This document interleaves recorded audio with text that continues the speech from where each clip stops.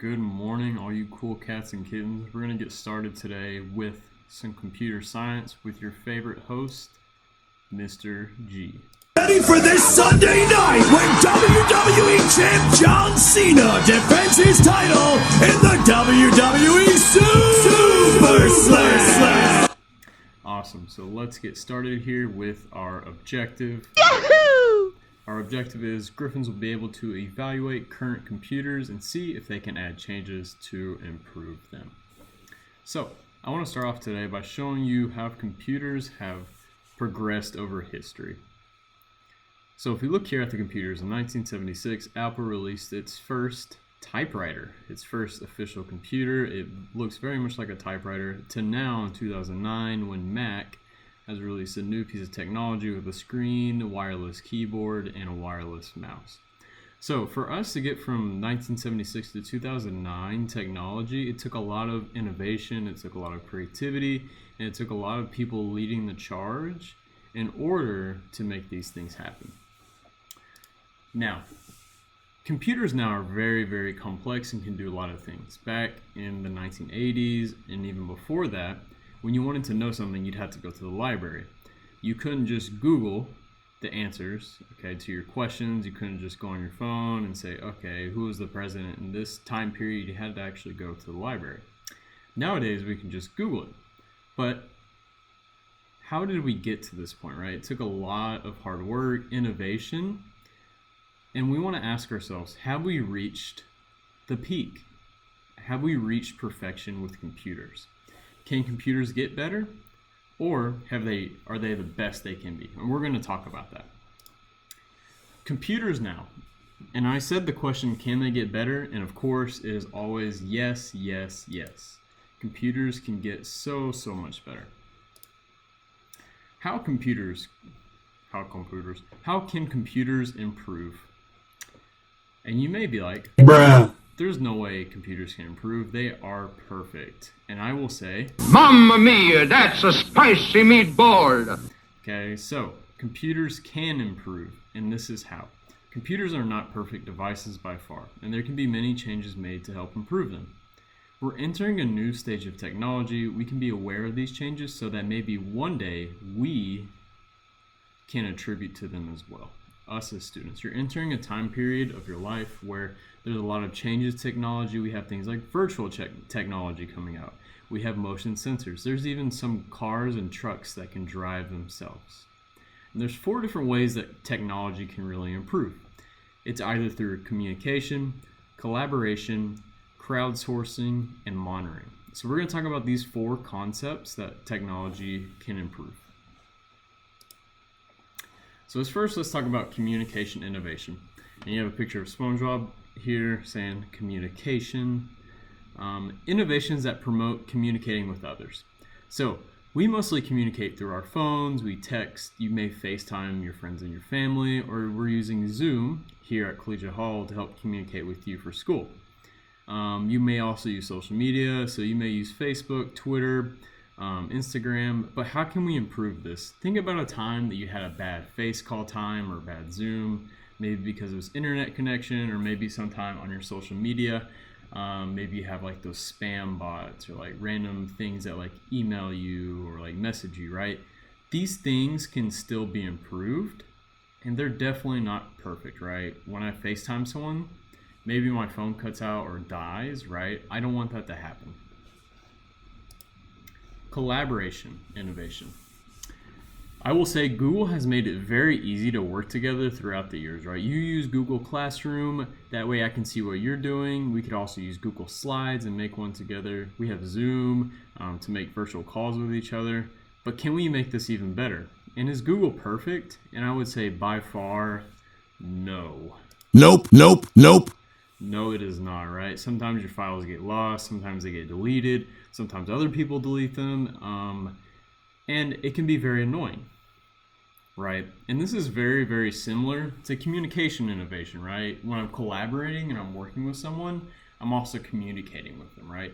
What separates the collaboration piece is the actual work that you do with other people, not just speaking to them or texting them directly. crowdsourcing innovation, right? Crowdsourcing involves information that is easy to access. So, like I said earlier, the library used to be the main source of gathering your information, right? Well, I could probably ask all of you, and maybe 4 or 5 of you will say you have been to the library in the past 2 years. So, we use Google, we use the internet to get majority of our information, right? You know, Wikipedia, maybe you have a question, you go to ask.com. But the problem here is this information always accurate, right? The internet opens up to more people to be able to answer. And maybe those people are just, trolling, or maybe they're putting their own answers there. So that is also... Mamma mia, that's a spicy meatball! It's very difficult, to have that accurate information, right? So one way that we can improve technology is through crowdsourcing. Make that information easy to access and also make it accurate. Lastly, we have monitoring innovation. Monitoring innovation makes it easier to watch people and the environment and how they behave. So the government has companies, right, like the NSA, the National Security Association, that watches and tracks phone calls and movements of U.S. citizens. And Google and other websites as well collect your information that you provide them when you're using their services. Or they also watch the things that you do and use that information to sell to companies. Now, monitoring innovation is very, very odd, right? Do we think it's fair that people can watch what we're doing all the time?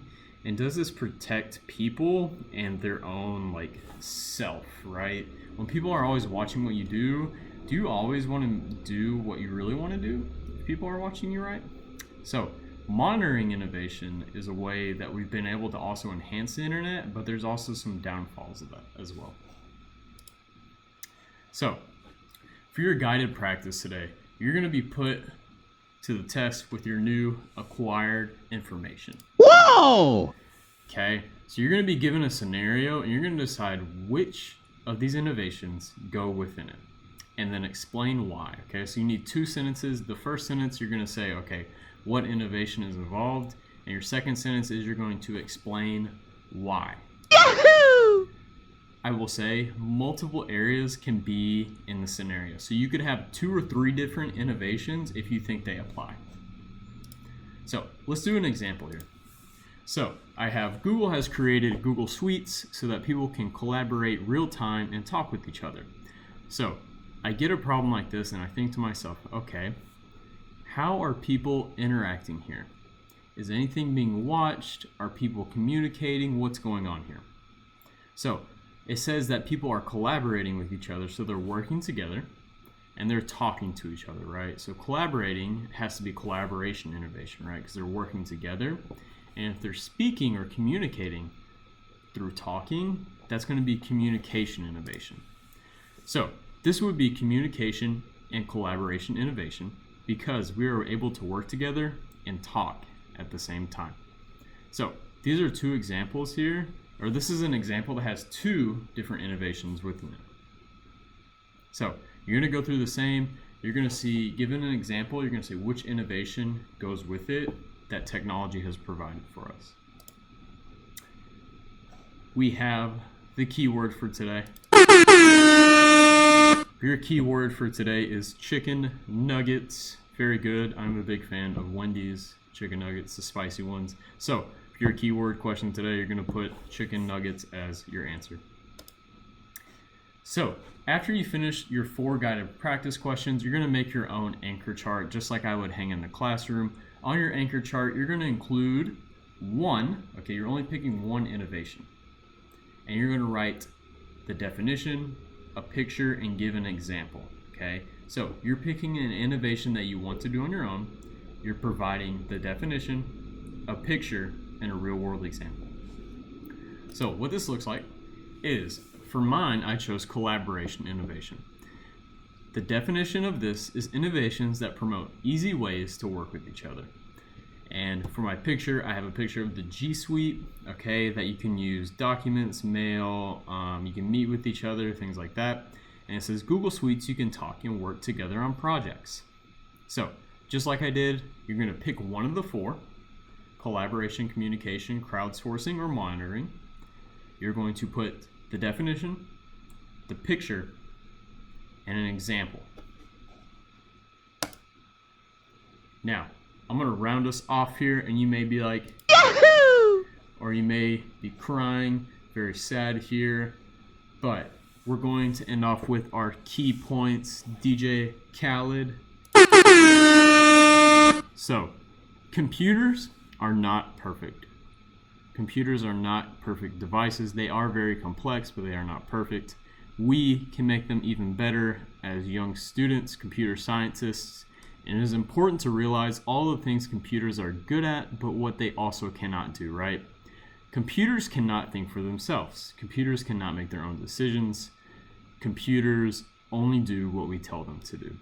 And there's actually a field of computer science and math called machine learning, where we're teaching machines how to learn for themselves. But currently the field is very, very tiny, teeny tiny still developing. So we want to realize what they can't do, so maybe one day we can transform what they can't do into something they can do. Fantastic. So your exit ticket for today is going to be using those definitions you learned from today and matching them up. Remember, you can just drag and drop over to the definition, doing the best that you can there. I want to see what you know. And remember, my office hours are from 12 p.m. to 1 p.m. Please join my Zoom call. I get very lonely. And as always, remember, Mamma mia, that's a spicy meatball! As well as... And his name is John Cena!